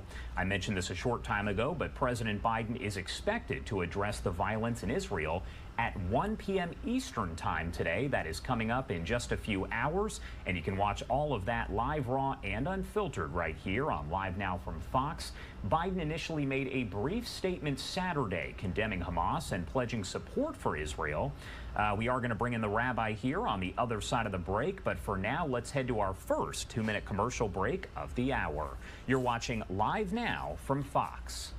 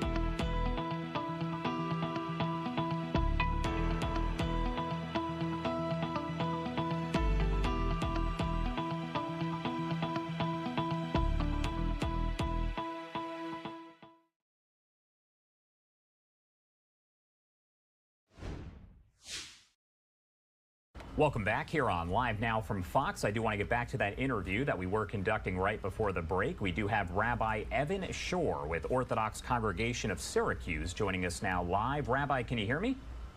Yes, I can hear loud and clear. Good morning. Good morning. Thank you so much for being here. So my first question for you here, I know that you do have family over there. Can you tell me how they're doing right now? I spoke to them this morning and many times yesterday. Again, physically, they're doing fine. You know, emotionally, it's a little difficult. My oldest granddaughter, who's 18 years old, was on a bus yesterday, and she was approximately 3.5 blocks away from a missile strike. So, yeah, there is some type of emotional uneasiness, but we're a very close family, and we'll all get through this. Tell me how you found out what happened, and when you hear something like this and you see the images coming out of there, what went through your mind? It's interesting because when we first heard about it, it was on Saturday, which was not only the Shabbat, the Sabbath, but it was also a Jewish holiday. So many in my congregation were unaware of the events on the ground in Israel. It's only when a policeman came by and a few other people, neighbors came by, that began to tell us what was unfolding. And there was horror. I should say first, my family, horror, and absolute, hope for the immediate peace in Israel, because we did not want it to get out of hand. You have to realize we're hearing everything secondhand. We didn't hear it directly from the news because of the sanctity of the holiday. But we came together and we had a prayer service, and we felt that because it was the holiday, we still had to go on in our joy and our happiness. Otherwise, the terrorists would succeed in what they are trying to achieve. And you touched on this just now, but what kind of impact does something like this have on the Jewish community here in the U.S.? You could see it in their eyes. Last night in Syracuse, there was a rally in front of the JCC. And it reminded me of a quote from Elie Wiesel speaking about the plight of the Jews in the Soviet Union. And he said, their eyes, you could see it in their eyes. There's worry, there's concern, but at the same time, there's great hope and knowledge that all this will soon, hopefully, come to an end, and there'll be once again peace in Israel. And so big cities in the U.S. and some of the smaller ones as well have put extra security outside of Jewish synagogues and centers as a result of these attacks. What does that say to you about the way that the U.S. is reacting to all of this? I think that they're doing the right thing. I mean, we live in a great country, and they're very sensitive to the needs of all its citizens. But locally, whether it be the DeWitt Police, the Onondaga County Police Department, the New York State Police Department, they have been fabulous. There have been drive-bys. There's so many things that are going on. We feel secure because we have a superb police presence in central New York. Yeah, and we did hear, of course, from Mayor Eric Adams. We heard from other city and local officials there who said they're going to do everything they can to support Israel, and they want to make sure that they have that security. But again, you have big cities and smaller cities. What do you hope that the U.S. is going to do in this situation here? I think the greatest thing now is the moral and verbal support, and the verbalization that Hamas is not a militant group. Hamas is a terrorist group that's bent on the destruction of all the Jewish people living in Israel. So I think that President Biden has come and said that, and I've heard that many other countries in Europe have said that. We have to stop coddling Hamas. They are true dangers to society, and unfortunately, Israel knows that so well, and over 800 people, more than any other time since the Holocaust, that amount of Jews were killed in one day. This is probably a tough question to answer, but what questions do you still have about what and why this attack happened? I think it goes back to possibly what I just said, is that Hamas, in their belief, and I believe in their charter, does not accept the reality of the state of Israel, or the fact that Jewish people live on the holy land of Israel. And it happened only because it's a culture of hate that's taught in Hamas, to treat Jews as subhumans, as animals. and that they see the spilling of Jewish blood as sometime as a fulfillment of their dream of the afterlife. So this is, in my opinion, this is a religious/racial war to destroy the Jewish people in Israel. Do you see any end in sight to this, or do you think this is going to be ongoing for a while? In a perfect world, when Hamas loves their children more than they hate Jews, the war would end immediately. Unfortunately, their desire to kill and destroy Jewry is so far ahead of how they feel about protecting their own children. I don't see that happening sooner nowadays, unfortunately. There has to be a complete turnaround in the culture, in the education, and to stop the hatred of all types and all kinds. Rabbi Evan Shore, thank you so much for taking the time to join us here. Is there anything else that you want to add before I let you go? No, just I pray for the peace in the entire region every single day, 3 times a day. All right. Have a good rest of your day. Thank you again for being here. Thank you very much. Have a good day. Thank you. And what you're looking at right now is actually a live image that is coming in. You can see it's kind of in the press area, but you did see a lot of rockets that were just flying over Gaza City. Again, that is the press area, but you can see those rockets did land over in that direction, and now some heavy smoke coming up. Essentially, this is what we've been seeing over the past several days. We have seen things kind of calm down. They get quiet, and then unfortunately, they pick back up with those rockets coming by, hitting something, and then a big cloud of smoke. Again, a live look here coming in over Gaza City. A few different angles that are going to be popping up, and we're going to keep you up to speed on everything that is happening as Israel is at war, but also on these different cameras that we have, again, showing you several different angles. The death toll now rising above 1,600 after Israel was attacked by Hamas over the weekend. We're going to head to a quick 2-minute commercial break here, but on the other side, we're going to get right back into your top stories, live events, everything you need to know as the war does continue. You're watching Live Now from Fox.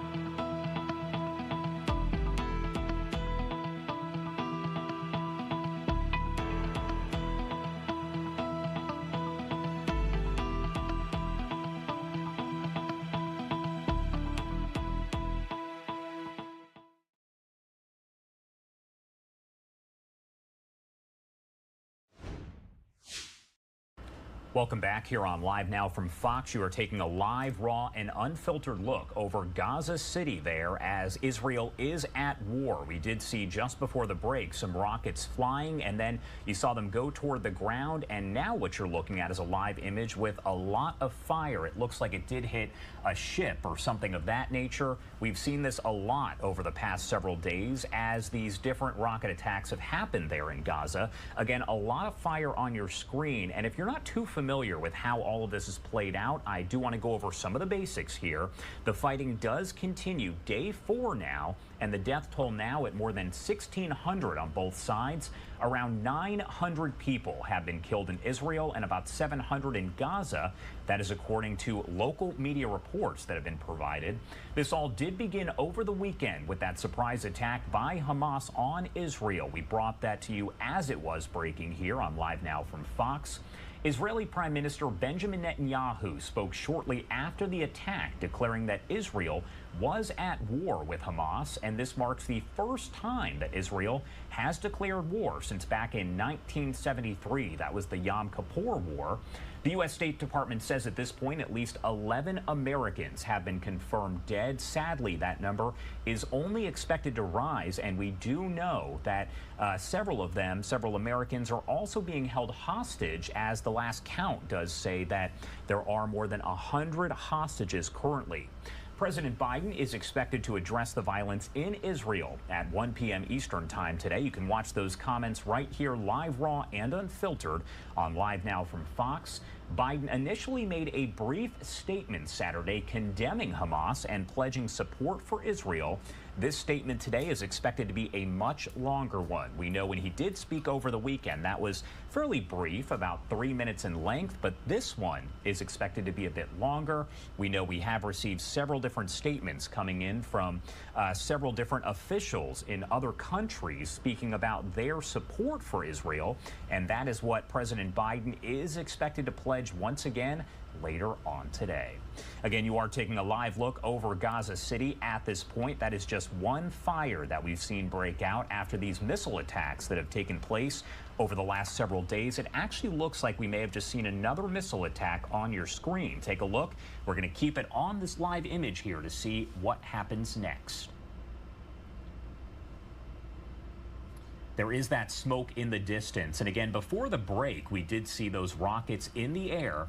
And then we saw all of that smoke. You could see the camera person that was over in that area move the camera around. We do have a different shot that is coming in once again. This is essentially just a different angle on the fire that we were just showing you. There are several cameras that have been provided by the Associated Press, Reuters, and other organizations that are out there that are capturing each and every moment as this does happen here. Again, a fire on a ship. If you are just joining us, Israel is officially at war. And as you see on your screen, the death toll is now at more than 1,600 combined on both sides. Around 900 people killed in Israel and about 700 in Gaza. Those numbers are expected to rise, and they could rise significantly as this war does rage on.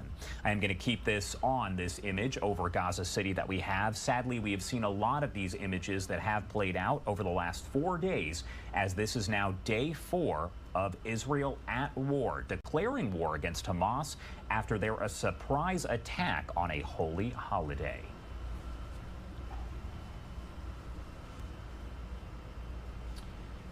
And I do want to remind you that President Biden will address the violence in Israel at 1 p.m. Eastern time today. If my math is correct, that's just under 3 hours. I know mostly when we take those speeches from President Biden, they're usually a little later than the scheduled time. This one is expected to start on time. So again, we will make sure to bring those comments to you here on Live Now from Fox. I'm taking a look at some of the other shots that we do have coming in as well. I know a lot of the cameras are now focused in on this spot as we do see the flames. We see the smoke that is piling up there. We also have another image that is showing Jerusalem, but that one does remain fairly calm, though we do know that there are sirens that are blaring at this point. We've heard that that is happening in Gaza, it's happening in Jerusalem, as well as over in Tel Aviv, where we spoke with somebody a bit earlier who broke down exactly what he was seeing. But again, this is a live, raw, and unfiltered image coming in from Gaza City.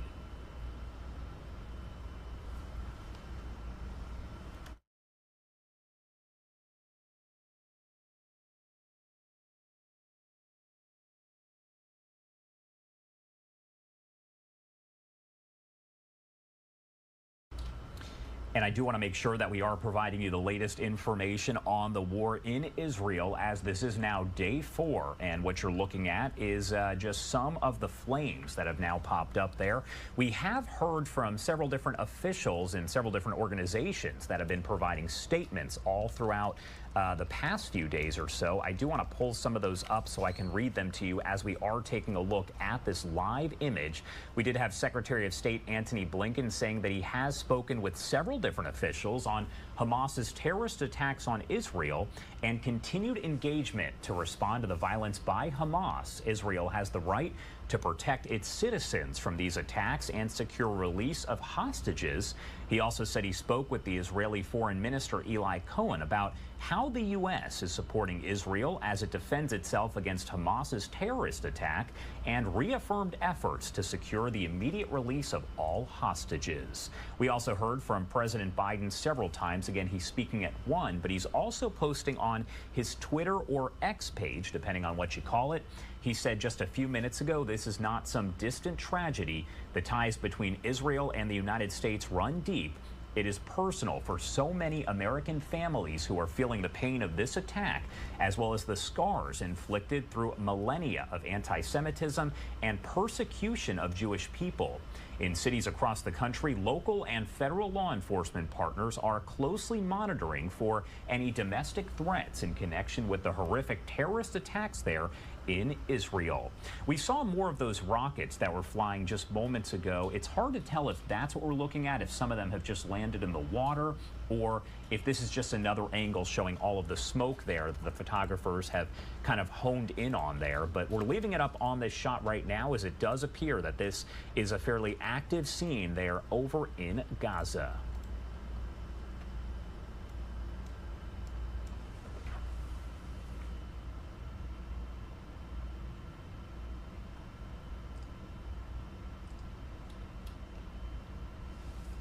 And I am looking around at some of the other tweets that are coming in. We do have the Israeli Defense Force that has been tweeting out nonstop with different updates. They say that sirens have been sounding there all across southern Israel throughout the morning. They also said that sirens were sounding there in Tel Aviv and across Israel. We spoke with someone there who said that he was getting close to his bomb shelter and had to keep his ear out because he wasn't sure exactly when anything could happen. So he was just waiting for those sirens to start. The Israel Defense Force is also saying that their memories be a blessing. 900 plus Israelis killed by Hamas. They had a photo of a candle shown there as well. They said in recent days, the IDF, which is the Israel Defense Forces, has been instructing the population inside of the Gaza Strip to distance themselves from designated areas. We emphasize there is no official call by Israel for residents of the Gaza Strip to exit into Egypt. We did learn over the weekend that they were trying to essentially get all of the people who are around the Gaza City area who are Israeli out of that area within 24 hours. Some folks, of course, still left behind there. They also say armed terrorist squad from Gaza was identified on their way to kill Israeli civilians inside of Israeli territory. They said they made sure to stop them before they could attack their civilians. They also provided an update on some of the numbers, saying that 50 families have been notified that their loved ones were taken hostage. 900 plus Israelis have been killed, 2,700 Israelis injured. 4,500 rockets fired from Gaza and about 1,300 targets were struck there. This is a live look over Gaza City as all this is happening here, live, raw, and unfiltered. And you are seeing some of the blasts there in the distance. It actually looks like the camera just went out. So I do want to take you to another live image that we do have coming in. It appears to be basically the same camera or same angle coming from a different camera here. I've mentioned it, but we do have these cameras that are showing up not just over in Gaza City. They are in Jerusalem, Tel Aviv. I believe this one is also in that same area around the Gaza Strip. Take a look right there. You can see all of the smoke that is popping up from yet another rocket launch that did happen, I would say, within the last few minutes or so.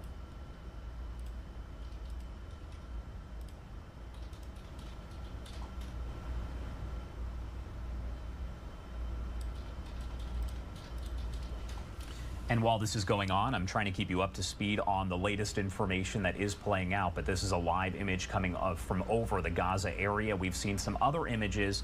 We know that this one is actually over Jerusalem right now, where things have been fairly quiet. However, we know that the sirens have been blaring throughout the day. Same situation over in Tel Aviv and a lot of the cities and towns and areas that surround that. Let's take you back out to this live image where you can see that boat that appears to be on fire. Still a lot of smoke. Yesterday we saw a similar situation like this, and we saw folks kind of run toward that area to put out the fire. Not clear if anyone was on board that ship or anything of that nature, if there are any injuries. Unfortunately, we know there have been at least 1,600 casualties, and that number is only expected to rise here. It is now 10:27 on the East Coast and 7:27 on the West Coast. Let's head to a quick 2-minute commercial break, and we'll be right back with more live, raw, and unfiltered coverage as Israel is at war. You're watching Live Now from Fox.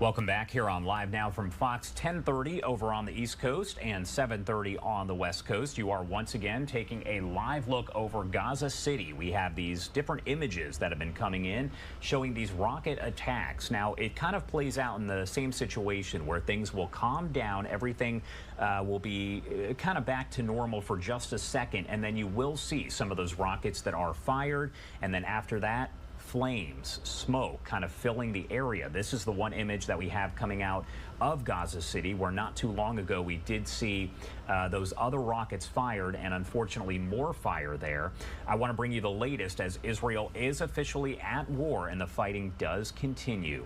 The death toll now more than 1,600 on both sides, around 900 people killed in Israel and about 700 in Gaza. That is according to local media reports and the latest information provided here to members of the media. This all began over the weekend with a surprise attack by Hamas on Israel. Again, you're seeing more rockets that are fired there live on your screen. This has been happening for the past 4 days as we are on day 4. This all did begin with that surprise attack by Hamas. Israeli Prime Minister Benjamin Netanyahu spoke shortly after the attack, declaring Israel was at war with Hamas, marking the first time that Israel has declared war since 1973. The U.S. State Department says at least 11 Americans have been confirmed dead. Now, President Biden is expected to address the violence in Israel at 1 p.m. Eastern time today. You can watch those comments live on Live Now from Fox. We will make sure to take that live and play them in full. Biden initially made a brief statement Saturday condemning Hamas and pledging support for Israel. His comments today are expected to be a little bit lengthier. Now, those were his initial comments, and since then, he has put out several different statements pledging his support for Israel and providing different, I would say, commentary on what he says, the conversations that he's had with different city leaders, different country leaders, and things of that nature about this ongoing war. Again, the death toll now at 1,600 on both sides here. We will hear from Biden. As I mentioned, we're going to bring you those comments here on Live Now from Fox. The situation continues to progress. We'll see things kind of calm down for a little bit. They'll stay kind of silent. We'll see the sirens that are blaring there in different cities across the area, and then you'll see some of the rockets that are launched, and then fires just like this one on your screen, and a lot of smoke all throughout the city. We just saw some of those rockets that were launched moments ago, and that is the end result. More fire on yet another ship there in the distance.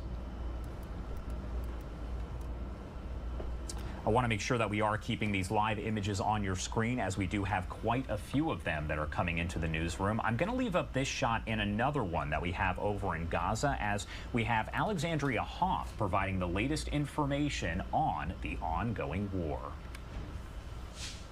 At least 11 Americans have been killed since Hamas launched its attack on Saturday, and the president says more are likely being held hostage.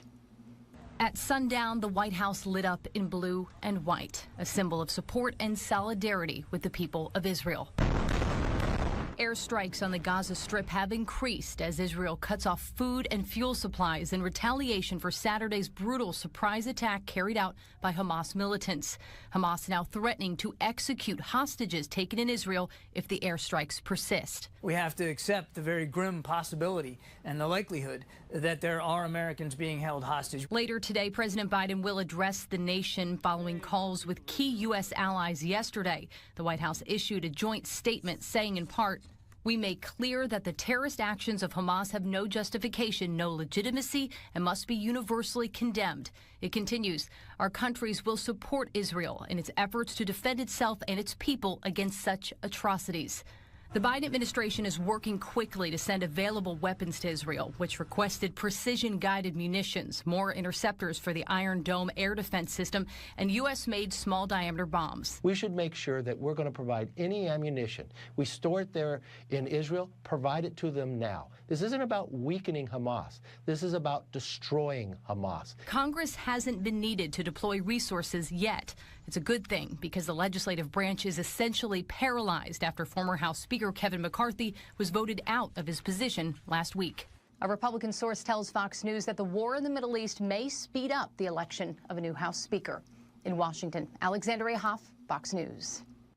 Alexandria, thank you so much for that update. Once again, taking a live look over Gaza City. We have these different cameras. We know the one in Jerusalem right now is fairly calm. We have another one over Gaza City where it's pointing at a different angle, so you can't see too much. But what you're looking at there is another one from a different angle of Gaza City, where we did see those different rockets that were launched, and now we have fire there as a result and a lot of smoke. Jackie Ibanez with Fox News bringing us more.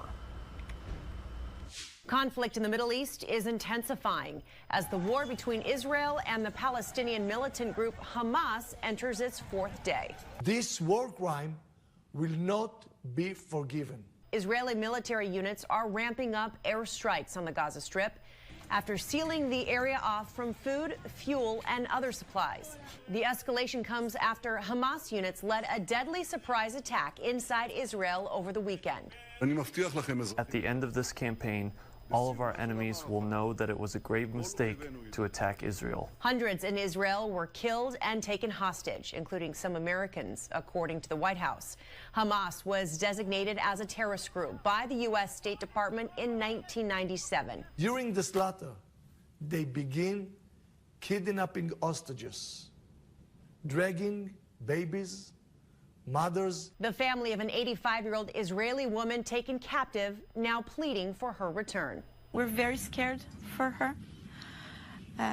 She's ill, and of course she doesn't have her medicine with her. The Israeli military has drafted a massive 300,000 reservists as it continues launching counterattacks.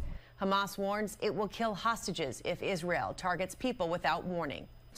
We will kill and die because today we are in a national freedom movement. We are working to free our land. Hamas is fighting to destroy Israel and to have one Palestinian state. Israeli officials say they've fully restored control over the border. President Biden is expected to deliver an address on the war Tuesday afternoon. Jackie Ibanez, Fox News. And again, that is scheduled to happen at 1 p.m. Eastern Time, so you can watch it all right here, live, raw, and unfiltered on Live Now from Fox. I want to talk more about the war there in Israel, so I want to bring in a guest, Michael Zanto, foreign